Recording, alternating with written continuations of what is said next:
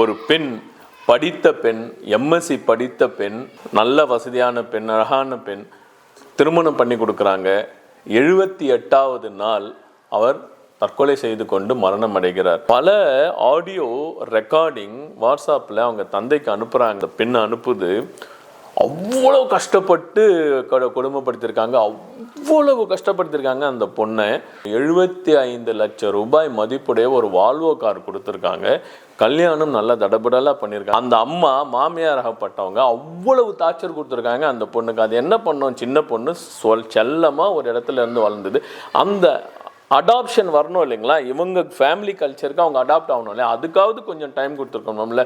In between தி 4 Waals இன்பிட்வீன்னு சொல்கிற தி இன்டிமெசியில் கூட ரொம்ப டார்ச்சர் நடந்திருக்கிறதாக அந்த பொண்ணு சொல்கிறாங்க. அது சொல்லக்கூடாத பல விஷயங்களை சொல்லியிருக்காங்க. அது கொலை தான், இது தற்கொலை கிடையாது. தற்கொலை பண்ணாலும் தற்கொலை தூண்டுவதும் ஒரு கொலை தான், கொலைக்கு சமம் தான்.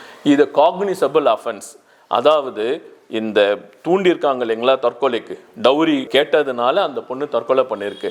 டவுரி கொலை என்பது, டவுரி தற்கொலை நடந்ததுனால் 7 வருடங்கள் ஒரு பொண்ணு கல்யாணம் ஆகி ஒரு வீட்டுக்குள்ள நுழைந்ததில் இருந்து 7 வருடங்களுக்குள்ள அந்த பொண்ணுக்கு ஏதாவது ஆச்சுன்னா யார் இருக்கிறாங்களோ அவங்க தான் பொறுப்பு.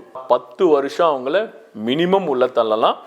10 வருஷத்துக்கு கடுங்காவல் தண்டனை. இது சாதாரண அஃபென்ஸ் கிடையாது, காக்னிசபிள் அஃபென்ஸ்.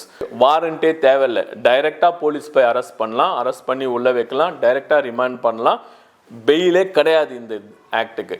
இப்போ இதில் போலீஸ் கொஞ்சம் மெத்தனம் காட்டுவதாக நாங்கள் பார்க்கிறோம். இதில் மெத்தனம் காட்டுறதுக்கு ஒன்றுமே இல்லை. இவ்வளோ வேலை பண்ணிட்டு பெயில் அப்ளை பண்ணுறதுக்கு அவங்களுக்கு எப்படிங்க மனசு வருது? அவங்களுக்கு ஒரு கில்ட்டி கான்ஷியஸே இல்லையே. அப்போ அவங்களுக்கு ஒரு பொண்ணு இறந்துருக்கு, இவ்வளோ கொடுமை பண்ணி ஒரு பொண்ணு இறந்துருக்குனாக்கா நீ போய் பெயிலுக்கு நிற்கிறனா அதுலேயே அவங்களுடைய ஆக்டிவிட்டிஸ் தெரியுது இல்லைங்களா. தேர் கல்ப்ரேட். லைஃப் இம்ப்ரெஸ்மெண்ட் கொடுக்கணும்.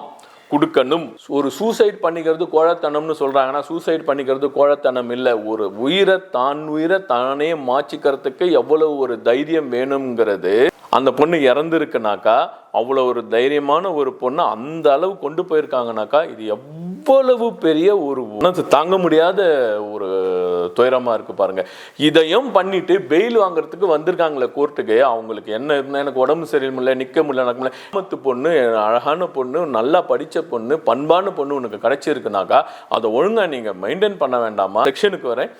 இப்போது சட்ட பிரகாரம், இப்போ புது சட்டம் பிஎன்எஸ் பிரகாரம் செக்ஷன் 80 பிரகாரம் இவர்களுக்கு கடுங்காவல் தண்டனை உறுதியாக கிடைக்க வேண்டும். அவங்களுக்கு பெயில் கொடுக்கக்கூடாது. ஏன்னாக்கா இது ஆல்ரெடி ப்ரூவ்டு. இந்த ஒரு ஆடியோ எவிடன்ஸை விட வேற எவிடன்ஸ் தேவையில்லை. இவங்களுக்கு கண்டிப்பாக அந்த 3 பேருக்கும் லைஃப் இம்ப்ரெஸ்மெண்ட் கொடுக்கணுங்கிறது சட்டம் சொல்லும் ஒரு கட்டம். அதில் 85 இருக்குது. பிஎன்எஸ்ல 85 குரூயல்ட்டி. ஒன்று அவங்க இறந்துட்டாங்க, நீங்கள் அரெஸ்ட் பண்ணியிருக்கீங்க. 2வது குரூயல்ட்டி பண்ணியிருக்கீங்க அந்த பொண்ணுக்கு. இந்த 2 சட்டம் 80 + 85 செக்ஷன் 80 அண்ட் செக்ஷன் 85 பிஎன்எஸ் பிரகாரம் அவங்களுக்கு கண்டிப்பாக தண்டனை வாங்கி கொடுக்கணும். இதுதான் நாங்கள் எங்கள் சேனல் மூலிமா நாங்கள் கேட்டுக்கிறோம். ஒரு குடும்ப பாங்கான அப்பா அம்மா கூடவே வளர்ந்து நல்லா படித்து நல்லா வேலைக்கு போயிட்டு சம்பாதிக்கிற ஒரு குடும்ப பொண்ணுக்கிட்ட அந்த மாதிரி இல்லாமல் தற்கொலை பண்ணிக்கிறதுக்கு ஒரு பொண்ணு போகுதுனாக்கா இட் இஸ் டூ மச். இந்த மாதிரி ஒரு நடவடிக்கை நடந்ததுக்கு கண்டிப்பாக சட்டம் அவங்கள தண்டிக்கணும். இதுதான் நாங்கள் கேட்டுக்கிறது. அது இல்லாமல் இந்த ஜூலை 25க்கு மேலே, இதுக்கு மேலே இந்த மாதிரி ஒரு நிகழ்வு, மரணங்கள் நிகழாமல் இருக்கணும்ன்றதை நம்ம அந்த ஆண்டவனை பிரார்த்திப்போம். நன்றி, வணக்கம்.